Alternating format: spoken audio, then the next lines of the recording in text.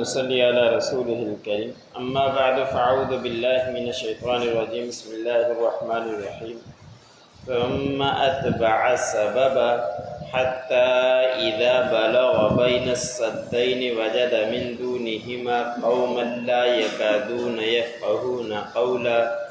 قالوا يا ذا القرنين إن يأجوج ومأجوج مفسدون في الأرض فهل نجعل لك خرجا على أن تجعل بيننا وبينهم سدا قال ما مكني فيه ربي خير فأعينوني بقوة أجعل بينكم وبينهم ردما۔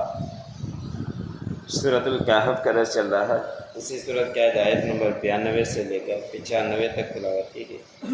ان آیتوں کے اندر اور گزشتہ آیتوں کے اندر اللہ رب العزت نے ذوالقرنین کا تذکرہ بیان فرمایا ہے،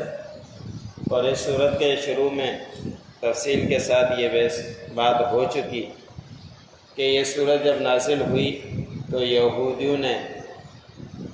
مشرکین کو مشورہ دیا تھا کہ آپ صلی اللہ علیہ وسلم اگر نبوت کا دعویٰ کرتے ہیں تو ان سے 3 سوالات کرو، ایک روح کے متعلق کہ روح کیا ہے، دوسرا ان لوگوں کے متعلق جو نوجوان غار کے اندر چھپ گئے تھے ان کا تذکرہ کیا ہے، اور تیسرا ذوالقرنین کے بارے میں پوچھو کہ وہ کون تھے، انہوں نے کیا کیا سفر کیے تھے۔ اگر یہ ان تینوں باتوں کے جواب دے دیں تو نبی ہیں، اگر نہ دیں تو نبی نہیں ہیں۔ تو ان کا اللہ رب العزت نے سورۃ کہف کے اندر 2 سوالوں کے جواب دیے، اور تیسرا روح کے متعلق گزشتہ آیتوں کے اندر گزر چکا۔ اب وہ تیسرا جو ان کا سوال تھا ذوالقرنین کا، تو ان کے متعلق کے 2 سفروں کا تذکرہ اللہ رب العزت نے بیان فرما دیا کہ ایک مشرق کی طرف انہوں نے سفر کیا، ایک مغرب کی طرف انہوں نے سفر کیا تھا۔ آج تیسرے سفر کا تذکرہ ہے کہ اللہ رب العزت نے ان کو سلطنت سے بھی نوازا تھا، اور کچھ مفسرین لکھا ہے کہ ان کو نبوت سے بھی نوازا تھا۔ سلطنت پوری دنیا کے اس کے پاس بھی تھی کہ تیسرا سفر انہوں نے کیا۔ تو اللہ رب العزت نے ان کے تیسرے سفر کے متعلق بیان فرمایا کہ انہوں نے تیسرے سفر کے لیے سامان سفر باندھا اور راستہ اختیار کیا، راستے کی پیروی کی اور چل پڑے، یہاں تک کہ جب وہ 2 پہاڑوں کے درمیان ایک مقام پر پہنچے تو وہاں پہ ذوالقرنین نے ایک ایسی قوم کو پایا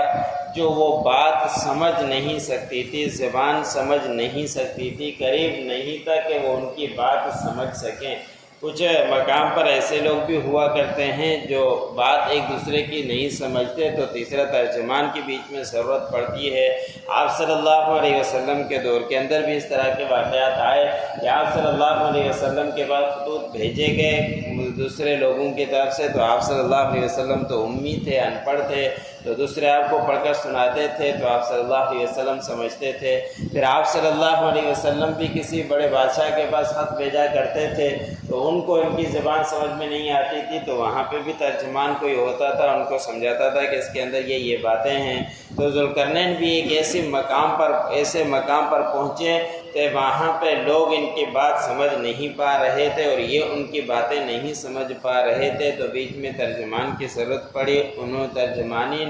ترجمانی کرنے والے نے ترجمانی کی کہ ان لوگوں نے کہا جو وہاں دونوں پہاڑوں کے درمیان رہائش اختیار کیے ہوئے تھے، انہوں نے کہا کہ ذوالقرنین آپ کو اللہ رب العزت نے سلطنت دی ہے اور آپ پوری دنیا کی بادشاہت آپ کے پاس ہے، آپ ہمارے لیے کام کریں کہ بے شک یہاں سے درہ جو خالی ہیں 2 پہاڑوں کے درمیان، پہاڑوں سے تو نہیں آ سکتے، بڑے بڑے پہاڑ ہیں، اوپر برف جمی ہوئی ہے، وہاں سے کراس کر کے وہ نہیں پہنچ سکتے، لیکن ایک درہ یہ خالی ہے، یہاں سے یاجوج ماجوج آ جاتے ہیں اور زمین میں فساد مچاتے ہیں اور یہاں آ کر خون ریزی کرتے ہیں، ہماری آبادی ضائع کر دیتے ہیں، یہاں تک کہ عورتوں کو بھی گرفتار کر دیتے ہیں۔ تو اس کے لیے ہمارے لیے کوئی راستہ بنا دیں، آسانی کر دیں کہ یہ درہ بند ہو جائے۔ تو اس وقت ان لوگوں نے یہ بھی کہا کہ ہم آپ کے لیے چندہ جمع کرتے ہیں، خراج جمع کرتے ہیں، جو کچھ ہوگا ہم آپ کے ساتھ تعاون کرتے ہیں، آپ ہمارے لیے یہ کام کر دیں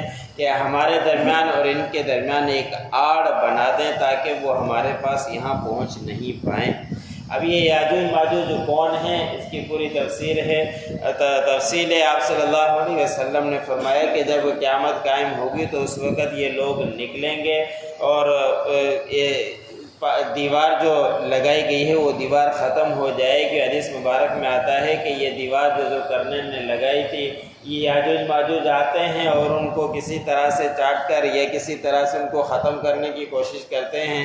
یہاں تک کہ وہ قریب پہنچ جاتے ہیں کہ اس کو ختم کر دیں، پھر کہتے ہیں کہ اس کو کل ختم کریں گے، تو اللہ رب العزت پھر دوبارہ ان کو صحیح کر دیتے ہیں۔ دوسرے دن پھر وہ اسی کام کے لیے لگے رہتے ہیں۔ جب تک اللہ کا حکم نہیں آئے گا تو یہ دیوار کو نہیں توڑ سکتے، جب اللہ کا حکم آئے گا تو یہ پھر دیوار ٹوٹے گی، وہاں سے نکلیں گے۔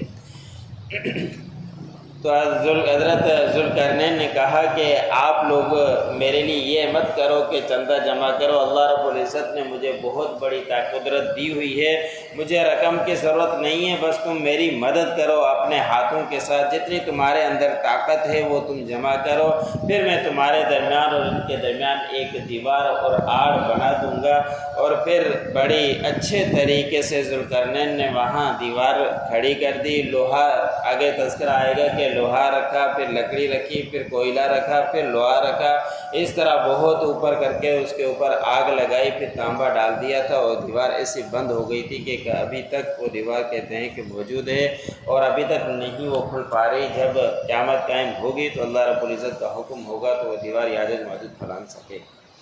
ثم اتبع سببا، پھر انہوں نے پیروی کی ایک راستے کی، حتی اذا بلغ بین السدین، یہاں تک کہ جب وہ پہنچا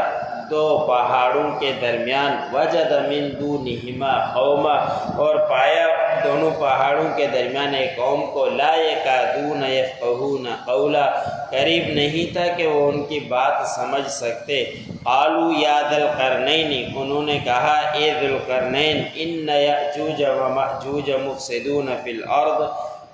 بے شک یاجوج اور ماجوج یہ فساد مچاتے ہیں زمین میں، فہل نجعل لک خرجا علی ان تجعل بیننا و بینہم سدا، پس کیا ہم آپ کے لیے چندہ جمع کریں اس شرط پر کہ آپ بنائیں گے ہمارے درمیان اور ان کے درمیان ایک آڑ، ایک دیوار۔ قال ما مکنی فیہ ربی، ذوالقرنین نے کہا کہ جو کچھ مجھے میرے رب نے قدرت دی ہے، خیر، وہ بہتر ہے، فَأَعِينُونِي بِقُوَّةٍ، پس تم میری مدد کرو قوت کے ساتھ، جو تمہارے اختیار میں ہیں ہاتھوں کے ساتھ مدد کرو۔ اجعل بینکم وبینہم ردما، میں بنا دوں گا تمہارے درمیان اور ان کے درمیان ایک دیوار، ایک آڑ۔